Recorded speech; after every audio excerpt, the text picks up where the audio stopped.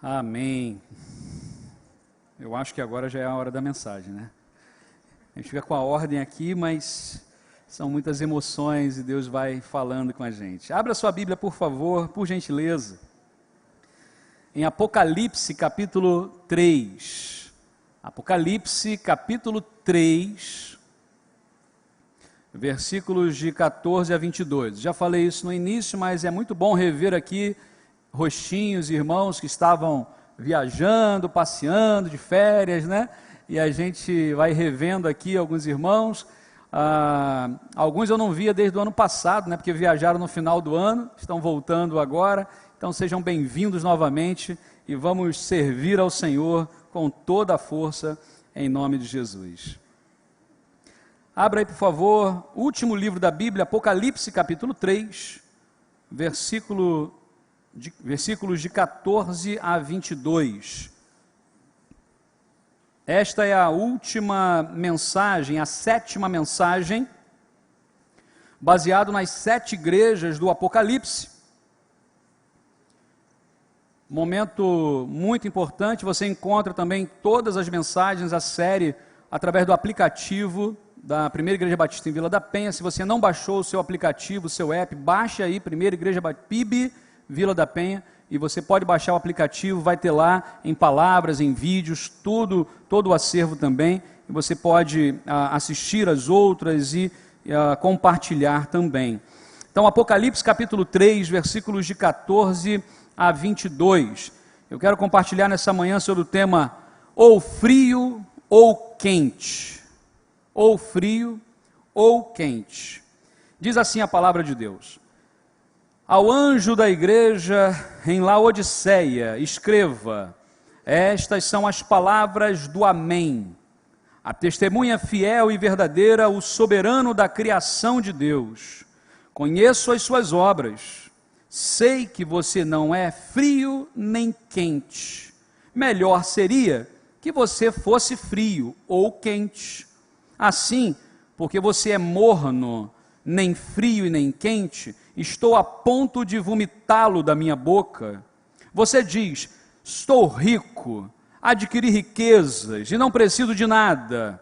Não reconhece, porém, que é miserável, digno de compaixão, pobre, cego e que está nu? Dou-lhe este conselho: compre de mim ouro fino, refinado no fogo, e você se tornará rico. Compre roupas brancas e vista-se para cobrir a sua vergonha de nudez. E compre colírio para ungir os seus olhos e poder enxergar. Repreendo e disciplino aqueles a quem eu amo. Por isso, seja diligente e arrependa-se. Eis que estou à porta e bato. Se alguém ouvir a minha voz e abrir a porta, entrarei e cearei com ele, e ele comigo. Ao vencedor, darei o direito de sentar-se comigo em meu trono, assim como eu também venci e sentei-me com meu Pai em seu trono. Aquele que tem ouvidos, ouça o que o Espírito diz às igrejas. Vamos orar? Ó Deus, obrigado, Pai, porque a Tua palavra, por si só, tem todo o poder e autoridade sobre as nossas vidas. Meu Deus, dá-nos a humildade agora também de ouvirmos a Tua palavra e de acolhermos em nossos corações, para que sejamos, ó Deus, transformados, salvos, edificados pelo Senhor. Dá-nos, ó Deus, clareza no aprendizado e mais ainda na prática dos princípios da Tua palavra no dia a dia. Em nome de Jesus nós oramos. Amém. Amém, Senhor. Iniciamos, meus irmãos, em janeiro, essa série de mensagens baseadas nas 7 igrejas do Apocalipse. Na última quarta-feira, o pastor Pedro também já nos deu mais uma aula aqui do contexto do Apocalipse e do pós-cartas às igrejas, momento também muito interessante. Leia e estude. Algumas pessoas já me procuraram também falando: olha, pastor, eu não costumava ler Apocalipse, não. Apocalipse às vezes dá um livro que é esquisito, dá medo às vezes de ler, a gente fica confuso. né? Mas é palavra de Deus, e palavra de Deus sempre tem algo importante para nós, de salvação, de bênção, e Apocalipse não é diferente, pelo contrário. Alguns estudiosos vão dizer que Apocalipse não era um livro para ser lido, mas um livro para ser visto.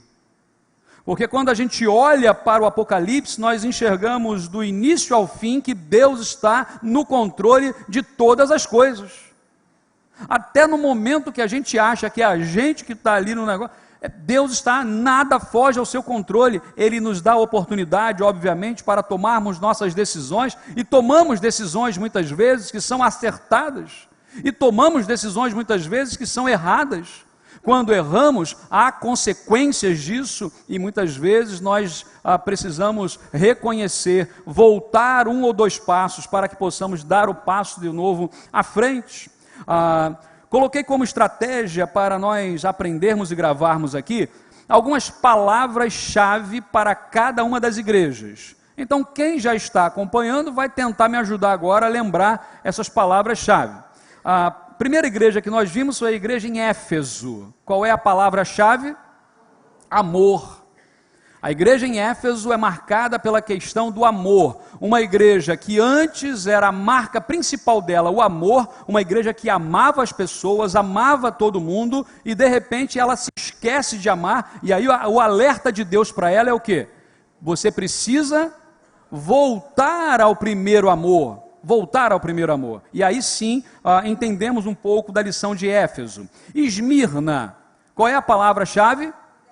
Fidelidade. Fidelidade, ser fiel até a morte, e dar-te-ei a coroa da vida. Esmirna, uma das igrejas muito interessantes, que precisamos aprender muito com ela. Depois veio a igreja em Pérgamo. Qual é a palavra-chave? Arrependimento. E vimos ali de Pérgamo, de toda a sua grandeza, sua influência, mas como essa igreja precisava rever algumas questões e obedecer ao que Deus estava mandando. Depois veio a igreja em Tiatira. Qual é a palavra? Intolerância ao pecado. E aí vimos ali todo o contexto de que aquela igreja tolerava coisas que não eram possíveis ser toleradas, e ela não tolerava aquilo que deveria ser tolerado. Faltava sabedoria, e aí então colocamos a intolerância. A igreja em Sardes, a quinta igreja, qual é a palavra? Vida. Qual é a máxima dessa igreja? Ela achava que estava viva, mas estava morta. É uma igreja que estava agonizando, estava morrendo, estava morta. A Bíblia diz, você acha que está vivo, mas você está morto. Mas a palavra-chave desse contexto seria vida. Vida é o que Deus tem para nós. A semana retrasada, na última mensagem, que foi à noite, nós falamos sobre a igreja em Filadélfia. E qual é a palavra de Filadélfia? Exemplo. Exatamente o oposto de Sardes, que precisava rever muitas coisas, que não era exemplo para nós em muitas coisas. Ao contrário disso, Filadélfia é uma igreja de exemplo, é uma igreja que nós precisamos olhar, estudar, aprender e, com o seu exemplo, e praticar aquilo que eles também praticavam. Bom, chegamos à última igreja, que é a igreja em Laodiceia. Qual a palavra que vocês, meus irmãos, acham que deveria ser a palavra marca nessa igreja? Conselho. Todas elas receberam conselho. E a Laodiceia também. Outra palavra. Morna. Bom, o Zé Carlos também acertou agora. Assim, é que eu tinha colocado aqui. São várias palavras. Difícil você ter uma palavra para colocar. Mas eu coloquei a palavra morna ou morno, né? Porque talvez o versículo mais emblemático, mais forte dessa carta seja essa. Você não é frio e nem quente, você é morno. E aí, porque você é morno, eu vou vomitar você da minha boca. Em algumas versões diz, eu tenho ânsia de vômito. Em algumas versões mais antigas diz, vomitar-te-ei da minha boca. Então a ideia aqui é muito complicada. Meus irmãos, nós vivemos um tempo hoje de transição, e pasmem, não estou falando da questão de transição pastoral, de transição que enquanto igreja vivemos, estamos falando de transição da vida. A nossa vida, ela está em transição, ela está em mudança. todas as vezes que a gente acha que está amarrando o burro na sombra, o burro foge. Entenderam a expressão? Porque a gente às vezes se acomoda, a gente acha que está tudo muito bem, estamos bem agora, de nada precisamos mais, está tudo funcionando, está tudo legal, a minha vida está bacana. A Bíblia nos ensina que estamos em transição. Aprendemos com as igrejas do Apocalipse, com as igrejas da Ásia Menor, que estão ali registradas em Apocalipse, que precisamos de fidelidade em todo o tempo, não apenas Esmirna, mas de todos nós. Esta última igreja, ela que Jesus envia as suas cartas, é de fato, talvez, meus irmãos, a mais constrangedora de todas as cartas. Lembrem que há igrejas onde há advertências e elogios. Há igreja que só tem elogio, e há igreja que só tem advertência. E aqui, talvez pior do que Sardes, se a gente pudesse escalonar aí de baixo para cima, acho que ficaria Laodiceia, depois Sardes. Sardes ainda consegue, porque em Laodiceia não há nenhum elogio. Não há elogio. Para pensar numa igreja que prega Jesus como Senhor e Salvador, uma igreja que diz que ama, uma igreja que diz isso, que diz aquilo, e aí Jesus vem para ela e fala o seguinte: tem nada bom aí não. Não tem um elogio, só tem repreensão. Era uma igreja morna. Laodiceia, meus irmãos, ela se tornou o centro comercial e bancário daquela região. Você imagina, quem tem poder, quem tem dinheiro, normalmente isso costuma subir a cabeça. Não é? Algumas pessoas dizem assim: dê até dinheiro, mas não dê poder. Você quer conhecer alguém, o caráter de alguém, dê poder, dê status. Isso vai mexer com a vaidade, isso vai mexer com a cabeça, e aquilo pode desgringolar para sempre. A gente começa a olhar essa cidade, era uma cidade estratégica, era o banco daquela região, era quem tinha dinheiro. Eu já tive muitos casamentos que eu pude aconselhar. Em muitos dos casos era o problema do relacionamento surgia do dinheiro, da má administração financeira, e pasmem, a nossa cultura ainda é uma cultura extremamente machista nesse ponto, e quando a mulher ganha mais do que o marido, se torna às vezes um problemão no casamento. E muitos não sabem administrar isso, e quem tem dinheiro é que manda. Mas Laodiceia mais ou menos tinha isso na sua cabeça. Eu tenho dinheiro, eu detenho o poder. Ela unia o Oriente ao Ocidente, o Norte ao Sul. Era uma cidade rica. O nome dessa cidade vem da dona Laodice, que era a esposa do fundador da cidade, Seleucida Antíoco II, que era discípulo ou descendente lá, descendente não, mas era do descendente de Seleucida, que era general de Alexandre o Grande. Então você imagina Alexandre o Grande, Seleucida, os Ptolomeus, Seleucida tem o Seleucida II, casou com Laodiceia, fundou a cidade, a Laodice, e o nome da cidade, o nome da minha esposa. A pessoa Priscilai, sei lá, como é que seria o nome da cidade? Melhor não falar não, né? Priscilópolis. Gostei, Pedro, você... Depois você se ajusta com ele, desculpa aí. Era uma cidade que produzia roupa, lã e remédio para os olhos. Gente do mundo inteiro da época ia para lá para comprar roupas caras de marca, e não era outlet. Ia para lá para comprar colírio, que faziam verdadeiros milagres por conta dos elementos químicos que se tinha lá e davam efeitos. Imagina essa cidade. Havia um grande problema nessa igreja, meus irmãos. O grande problema era o seguinte: muitos crentes professos são ateus práticos. O que é isso? Professa que Jesus é o Senhor e Salvador da sua vida, mas as atitudes não têm absolutamente nada a ver com Jesus. Muitos cristãos professos são ateus práticos. falavam o tempo todo de Deus, aquela igreja vivia falando de Deus, mas nas atitudes é como se Deus não existisse, porque não obedeciam o que Jesus havia mandado no básico. Para deixar de ser morno, eu separei pelo menos 3 situações ou recomendações, existem muitas outras. Eu digo aos irmãos que cada uma das cartas, poderíamos fazer uma série de mensagens sobre cada uma delas, e que não seria pouco.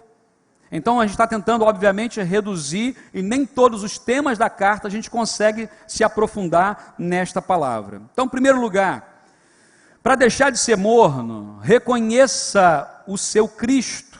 Reconheça o seu Cristo. Diz a Bíblia, versículo 14, estas são as palavras do Amém, a testemunha fiel e verdadeira, o soberano da criação de Deus. Vamos aqui relembrar, em cada uma das cartas tem uma descrição de Jesus. Ele se descreve de uma forma diferente para cada uma das cartas, cada uma das igrejas. Por exemplo, Éfeso, ele vai dizer, aquele que anda entre as igrejas. Ou seja, Éfeso, Jesus se descreve como aquele que anda entre as igrejas. Ele está andando, ele conhece, ele sabe, ele está lá. Não é uma coisa que ele ouviu o galo cantar, não sabe aonde está falando. Não, ele sabe onde é, ele foi lá, ele conhece a realidade. Esmirna, ele vai dizer, aquele que morreu, mas vive para sempre. Ele está dizendo para Esmirna, que era uma igreja pequena, fraca, que sofria, dizendo, eu sou aquele que morreu, mas que ressuscitou. Cuidado, há esperança para você. Sabe, é a palavra de Deus dizendo de Jesus para aquela igreja. Pérgamo vai descrever Jesus como aquele que tem a espada de 2 gumes na boca. Imagina uma cena dessa, uma espada de 2 gumes na boca. Não, a gente já viu isso, era a ideia do poder, do corte. É como aquela espada de 2 gumes que penetra até o mais profundo da alma, que separa até juntas e medulas, alma e espírito, seja onde isso ficar. Porque Jesus sabe aquilo que a gente não imagina. E Ele vai até onde a gente acha que não existe. Tiatira vai dizer, aquele que tem os olhos como fogo e pés como bronze. E a gente no dia descreveu e explicou um pouco melhor essa expressão. Sardes, aquele que tem os 7 Espíritos de Deus e as 7 estrelas. Também no dia nós falamos um pouquinho mais. Filadélfia, o santo, verdadeiro e aquele que tem a chave de Davi. É assim que é descrito Jesus em Filadélfia. E agora em Laodiceia? Em Laodiceia, Jesus é descrito como o Amém, aquele que se confirma, o soberano. Estas são as palavras do Amém. É estranho isso, né? É a única ocorrência na Bíblia onde Amém é nome próprio. É a única ocorrência. E aí, se a gente for examinar, por que isso? O que significa Amém? Quando alguém faz uma oração e no final a gente fala Amém, o que significa isso? Que assim seja, é uma confirmação, você está concordando com aquilo que a pessoa falou, Amém. É igual quando alguém fala alguma coisa, nem em oração, mas fala alguma coisa, você Amém, você está concordando com aquilo. Ele está dizendo o seguinte, Jesus é o Amém, Ele é aquele que confirma todas as coisas. Ele é aquele que fecha o assunto. Ele é aquele que, sem Ele, não haveria fechamento, faria espalhado. Jesus é aquele que ajunta e diz, acabou, a história é essa, eu confirmo. Ele é o Amém. E a Bíblia vai dizer, Ele é o Amém, fiel e verdadeiro testemunho, garantia de testemunho, padrão. Acredito que não apenas na química, na área da química, onde eu trabalhei, mas em outras áreas da ciência, existe um negócio chamado padrão primário. O que é isso? Eu quero saber o teor de alguma coisa, eu tenho um padrão primário, e eu vou então comparar com aquele padrão para saber o que é que tem ali. Eu me lembro de um professor que eu tinha de química orgânica, aliás, de química inorgânica, e ele era, imagina aquele professor que era o clássico cientista maluco, cabelão assim, espetado, jaleco, aquele jaleco sujo, e ele vivia no laboratório, aquele negócio todo.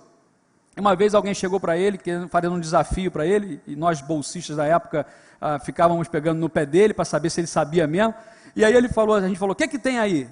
E ele pegou um bico de Bunsen, que é aquela chama, né, tipo uma lamparinazinha com gás, e aí pegou aquele negócio, queimou e deu uma chama lá esverdeada.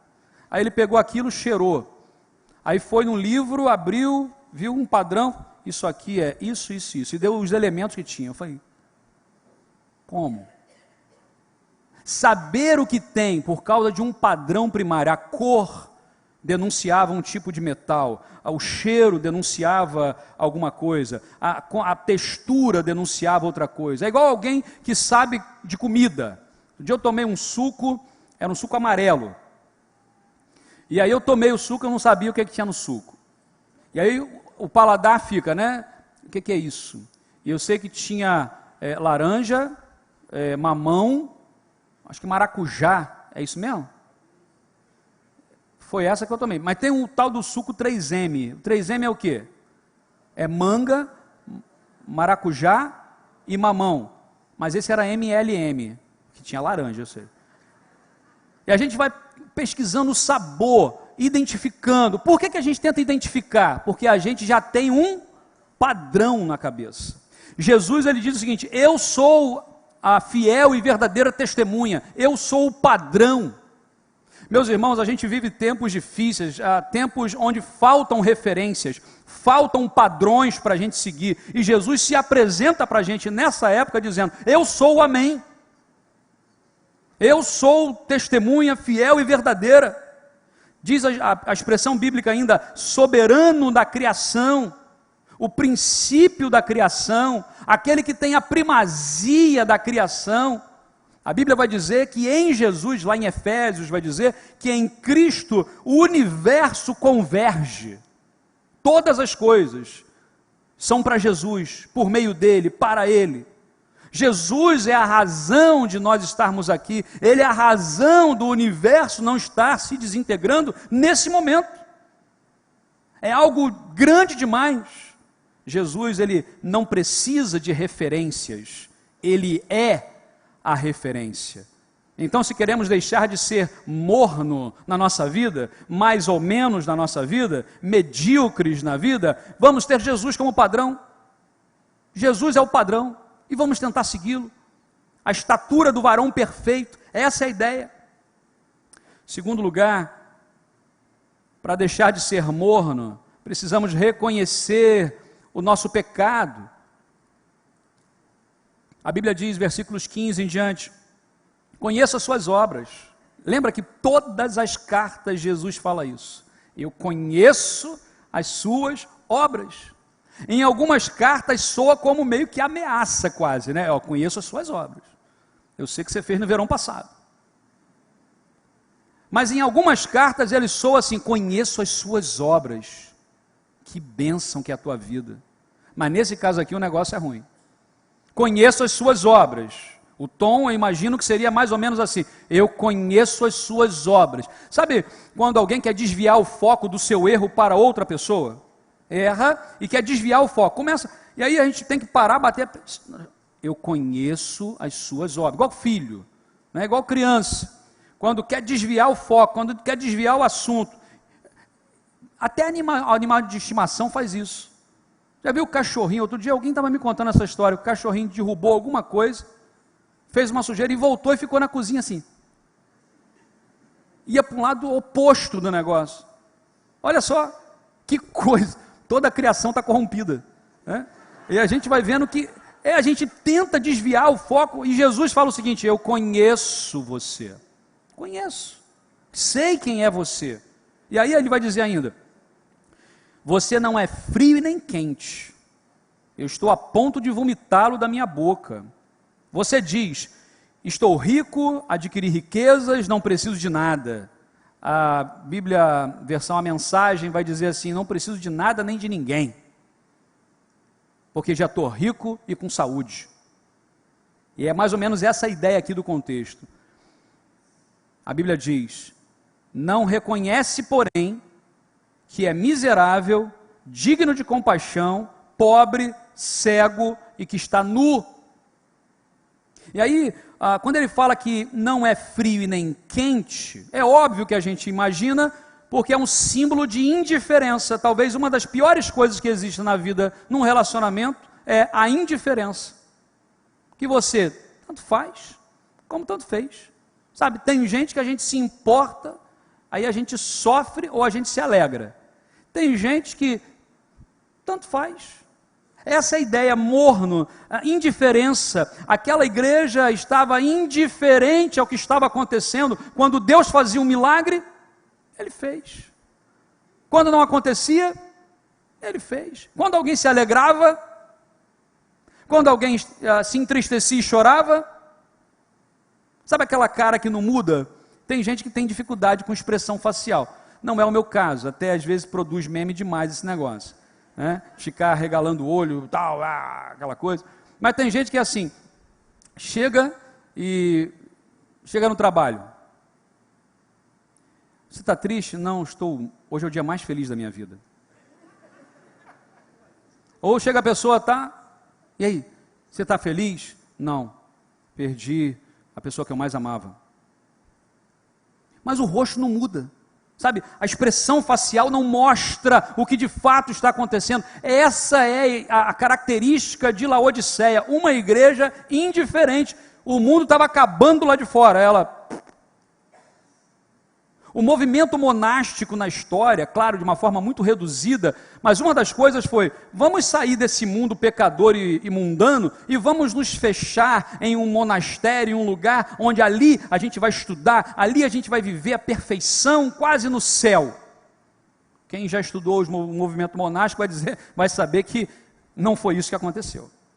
Mas as pessoas tentaram sair da sociedade, e a Bíblia o tempo todo, Jesus fala o que para a gente?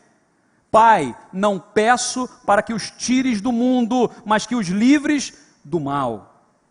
Aqueles irmãos, eles se garantiam na sua riqueza e na sua influência humana. Se garantiam. Falavam de fé, mas não se submetiam ao Senhor Jesus. Agora, da onde surge esse negócio de ser quente ou frio?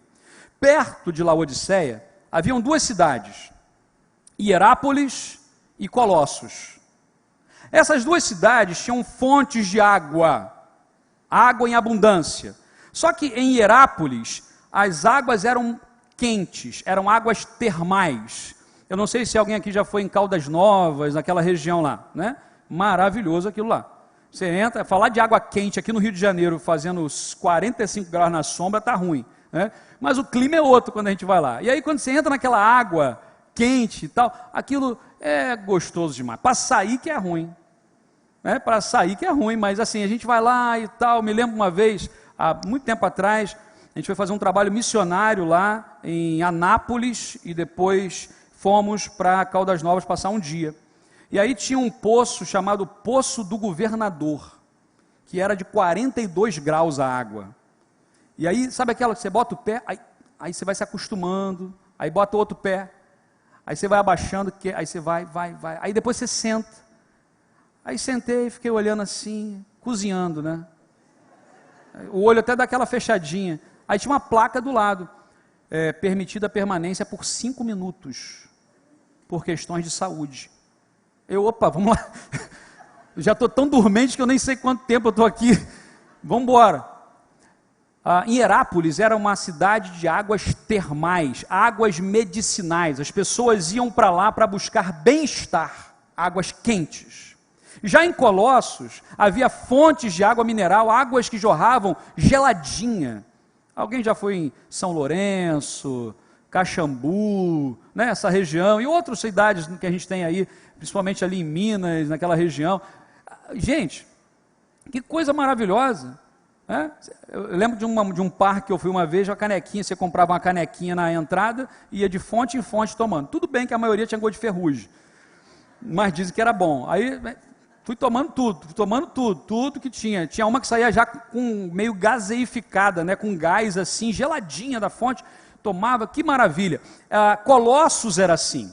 Então veja bem, Laodiceia, aí tem Hierápolis e Colossos, águas quentes, terapêuticas que traziam saúde. Águas em Colossos, frias, potáveis e gostosas, que traziam saúde. O que tinha em Laodiceia? Não tinha nem frio nem quente. Jesus usa a expressão que eles na cidade já sabiam: você não é frio, igual Colossos, e você não é quente, igual Hierápolis, você é morno. E como você é morno, você não é terapêutico, você não abençoa, você não cura, você não traz também refrigério, porque você não é frio. Por isso que ele vai dizer: antes você fosse quente ou frio. Ele não está falando aqui de frieza espiritual. Ele está falando aqui de frieza no sentido de águas potáveis, águas boas de beber. Água que traz saúde. Esses últimos dias, às vezes eu deixo uma garrafa, sempre carrego uma garrafa d'água comigo, para beber durante o dia. Deixo no carro, vou fazer uma visita e volto. Quando eu pego água para beber, a água está morna. Aí o pessoal fala: pastor, para de beber essa água morna, vai dar dor de barriga. Gente, eu prefiro beber água morna do que não beber. E eu penso que é chá. Sabe, sugestão psicológica? É chá. Aí bebo. Água morna, mas eu vou dizer para você, o sabor é bom? Não é. Esse é o sabor que Deus estava sentindo na sua boca quando olhava para Laodiceia. A pergunta é: quando Deus olha para a gente hoje, qual o sabor que está sendo sentido por Deus? Quando Deus olha para a nossa vida, para a nossa história, para aquilo que a gente está fazendo, falando, Deus está tendo prazer de uma água gelada, boa. Deus está tendo prazer de uma água quente, de uma água termal que está ali relaxando, ou Deus está tendo vontade de vomitar?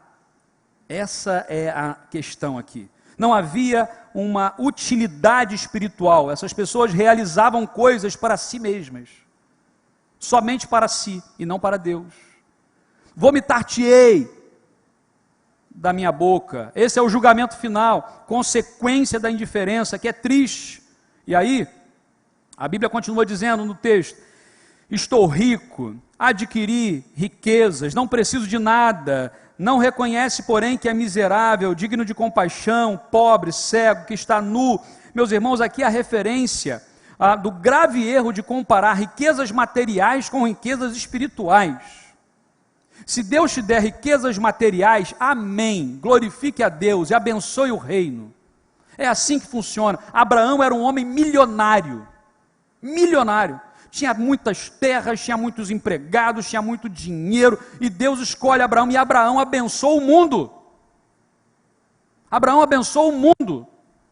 Salomão, nem ninguém, nem sabedoria, nem dinheiro. O homem era mais rico, mais sábio, mais tudo. Mas um homem que era também temente ao Senhor. Eles se achavam fortes, independentes, que ninguém estava à sua altura. Muito cuidado com isso, meus irmãos, muito cuidado. Ao orarem a Deus, para Deus mostrar o servo do Senhor, que será o anjo dessa igreja, o pastor dessa igreja, não se coloquem acima do que nós somos, nem abaixo, mas entendamos que somos servos de Deus, e é o Senhor que cuida de nós, e nós podemos descansar no Senhor. No entanto, Jesus viu o estado da igreja: ela era fraca, cega e infrutífera. Meus irmãos, é tão forte esse sentimento na igreja de Laodiceia, porque no ano de 60 depois de Cristo, teve um terremoto em Laodiceia. A cidade foi destruída por completo. Sabe o que aconteceu com Laodiceia?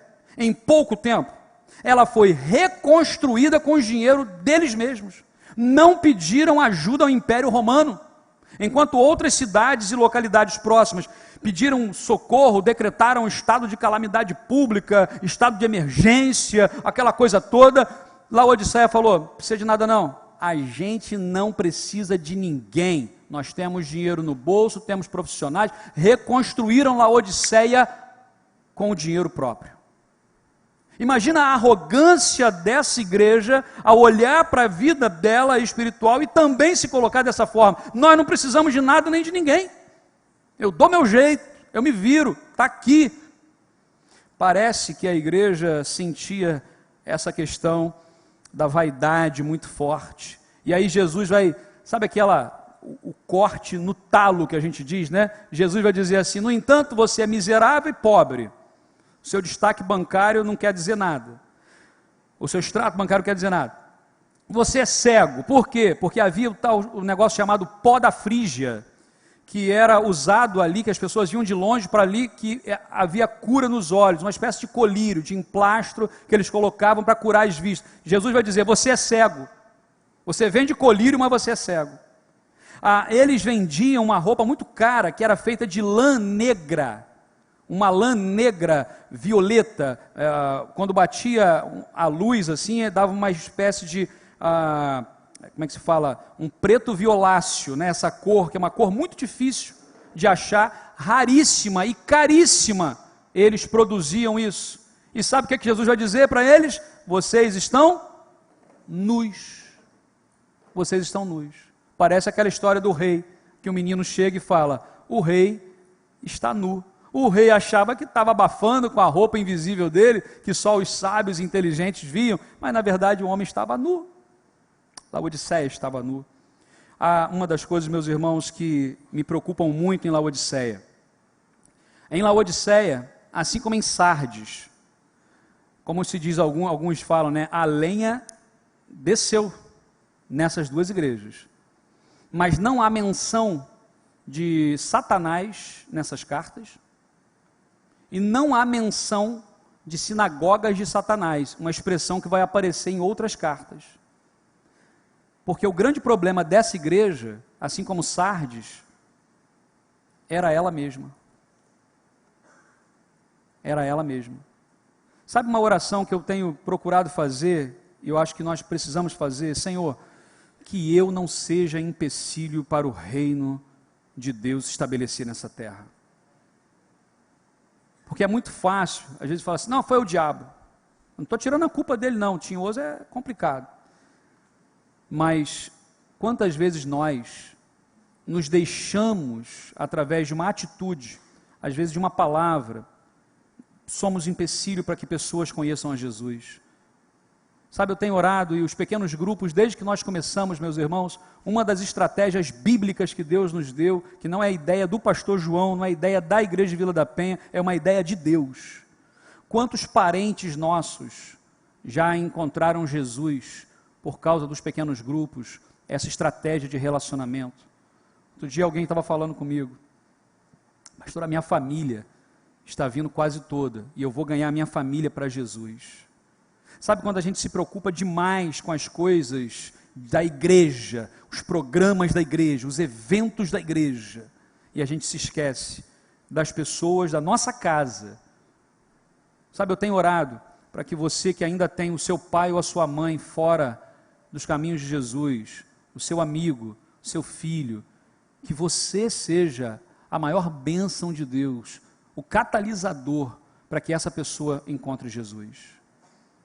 Já parou para pensar qual é a nossa responsabilidade? Pecado não é para ser explicado, pecado é para ser confessado e perdoado.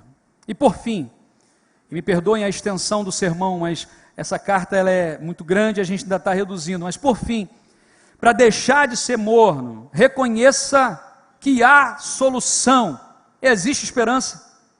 Olha só o que diz o texto bíblico, Jesus dizendo, depois disso tudo, Jesus vai descer a lenha, vai falar, vai apontar: conheço, é isso, você está se achando, mas não é, e tal. E Jesus fala tudo que tem que falar, coloca tudo na mesa ali exposto, é isso. E agora Jesus vai dizer: dou-lhes um conselho, versículo 18: compre de mim ouro refinado no fogo, e você se tornará rico. Compre roupas brancas. Por que ele fala roupas brancas? Para fazer o contraste com a roupa de lã negra violácea que eles vendiam. Ele está falando o seguinte: tudo que vocês estão fazendo, faça o contrário. Vista-se para cobrir a sua vergonha de nudez. Compre colírio para ungir os seus olhos e poder enxergar. Está falando isso, vocês vendem colírio, mas são cegos. Então compre colírio. Repreendo e disciplino aqueles a quem eu amo. Por isso, quando eu falo aos pais que têm os seus filhos, disciplina é sinal de amor.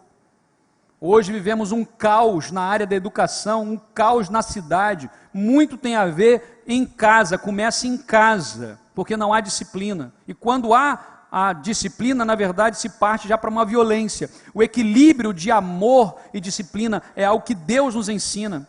Por isso, seja diligente, arrependa-se. Eis que estou à porta e bato, e se alguém ouvir a minha voz e abrir a porta, entrarei, cearei com ele e ele comigo, e ao vencedor darei o direito de se assentar comigo no meu trono. Olha, imagina isso. Assim como eu também venci e sentei-me no trono do meu Pai. Meus irmãos, ele vai dizer, Jesus vai falar o seguinte: compre de mim. Jesus não está sendo um mercador aqui, Jesus não está falando de coisa material, ele não está falando do ouro de Laodiceia que eles tinham lá, igual o tio Patinhas, né? Aquele cofre enorme, cheio de dinheiro, dentro de um recipiente que não servia para nada.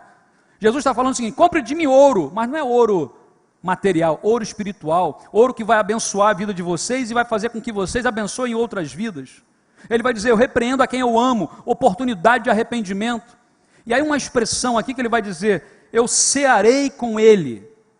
Só para a gente entender, os gregos eles tinham 3 refeições principais no dia.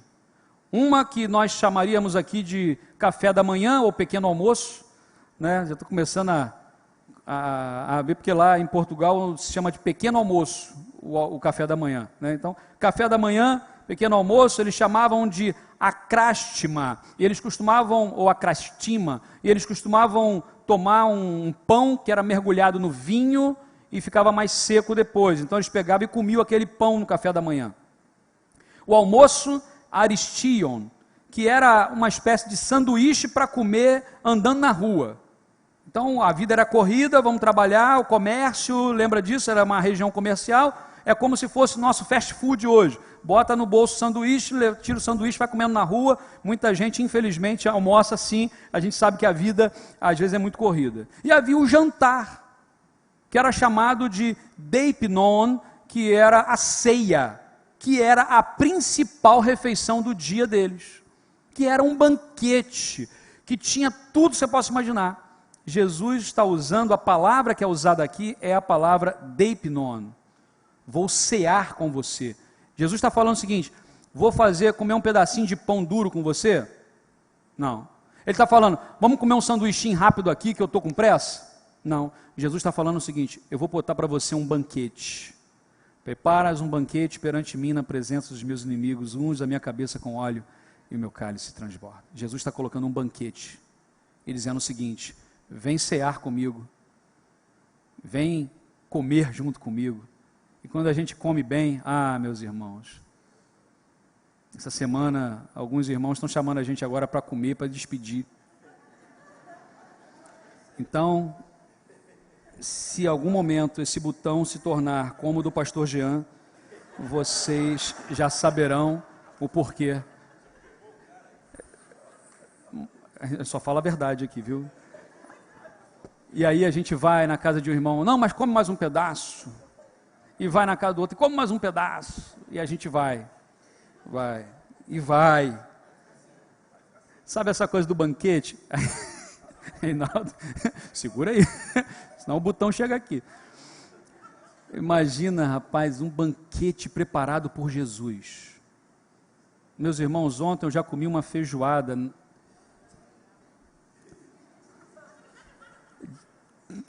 Tá rindo, irmã Neuza? Meus irmãos, começou, estava 45 graus. Quando acabou, eu acho que estava uns 60 graus. Porque aquilo vai dando um calor e a gente vai, sabe, tendo um prazer, é liberada endorfina. Josias, é endorfina mesmo que o negócio? Viviane, é isso mesmo? E aí dá prazer para a gente. a gente sente prazer. Imagina Jesus chamando a gente assim: eu vou preparar para vocês o maior banquete da vida de vocês. E o banquete que Jesus prepara não engorda. Não engorda. Só traz a alegria. E ele fala assim: eu vou deixar você sentar no meu trono, assim como eu estou sentado no trono do meu Pai. Honra. Jesus, ele fala de honra. Precisamos honrar as pessoas que amamos. Você tem honrado seu pai e sua mãe? Seus amigos? Sabe, o seu filho? Honrá-los. Como é bom saber que Deus cuida de nós. Não somos perfeitos. Erramos, meus irmãos. Erramos como Laodiceia. Qual de nós nunca passou por um tempo de morno? Que a gente não era nem frio nem quente. A gente nem curava ninguém através de águas termais e nem refrigerava ninguém com as águas geladas. A gente se achava que estava enxergando o vestido, e Jesus vira para a gente e fala que não era nada disso. A solução está em Jesus. Ele diz: ao vencedor darei o direito de assentar-se comigo no meu trono, assim como também eu venci e sentei-me no trono do meu Pai. Levemos, meus irmãos, vidas sofridas ao refrigério. Essa é a nossa missão. Hoje, 5:30 da tarde, nós vamos ter um encontro aqui com todos os pequenos grupos, todos os discipuladores, aprendizes, todo mundo que participa do PG. E se você não participa, mas você quer vir, venha também. Se você é novo, venha. Se você já está na igreja há mais tempo, venha. Eu quero dar uma palavra só para a gente relembrar os princípios do porquê que nós estamos fazendo isso. E desafiar para que a gente continue firmes em Jesus. O nosso foco é levar vida às pessoas. Para pensar um pouquinho. Quantas mensagens, postagens e ligações você fez essa semana? Quantas mensagens você enviou? Quantas postagens você fez? Quantos telefonemas você deu? Disso tudo, qual percentual que você gastou para salvar vidas para Jesus? Ou para falar do amor de Cristo? Faz a sua conta. E quanto tempo, ou qual percentual foi gasto com futilidades, com besteiras, ou até com coisas que não deveriam? Não dá para ser morno. Reconheça Jesus, reconheça Cristo, reconheça o pecado e, acima de tudo, no contexto que Jesus nos ensina, reconheça que há solução. Jesus tem para nós um banquete preparado. Que Deus te abençoe, que Deus nos abençoe a cada dia, em nome de Jesus. Você pode fechar os seus olhos? Pai, meu Deus, obrigado, Pai, porque a Tua palavra, ela é direta aos nossos corações. Obrigado, meu Deus, porque o Senhor faz toda a diferença em nossas vidas. Toma, meu Pai, a vida de cada um aqui agora, todos que ouviram a Tua palavra, e que possamos ouvir o alerta de Laodiceia. Não quero ser morno. Que essa seja a nossa decisão hoje. Não quero ser morno. Eu não quero causar ânsia em Deus. Eu quero ser e seguir o padrão de Jesus. Eu quero salvar vidas, levando o colírio verdadeiro, a riqueza verdadeira. Meu Deus, amplia a nossa visão espiritual. Toma o teu povo em tuas mãos nessa manhã, Deus. Continue em oração. Eu preciso oferecer essa oportunidade. Se você deseja hoje, em nome de Jesus, um dia se assentar nesse banquete que Jesus está preparando, fique em pé no seu lugar e diga assim: eu quero participar, eu quero estar nesse banquete de Jesus. Fique em pé no seu lugar em nome de Jesus. Que Deus abençoe, Deus abençoe. E se você um dia já entregou a sua vida a Jesus, mas se sente hoje afligido, aflito, cansado, Jesus está falando que eu sou o amém, eu sou aquele que dou a palavra final. A sua questão não está fechada ainda. Fique em pé também no seu lugar. Reconheça que Jesus está contigo, que Ele é o Senhor, Ele é o Salvador, Ele traz paz, esperança, Ele renova o vigor, a alegria. Ah, Senhor, encontra, meu Deus, aqui nesta manhã os vencedores, ó Pai, que um dia se assentarão contigo nesse trono da glória. E não permita que sejamos mornos nunca mais. Que sejamos canal de bênção. Porque nós oramos, ó Pai, em nome de Jesus. Amém. Amém. Fique em pé no seu lugar nesse momento. Cumprimenta a pessoa que está aí perto de você. Quem está à sua frente, atrás, do lado. Diga assim: olha, Deus te abençoe. Deus abençoe grandemente.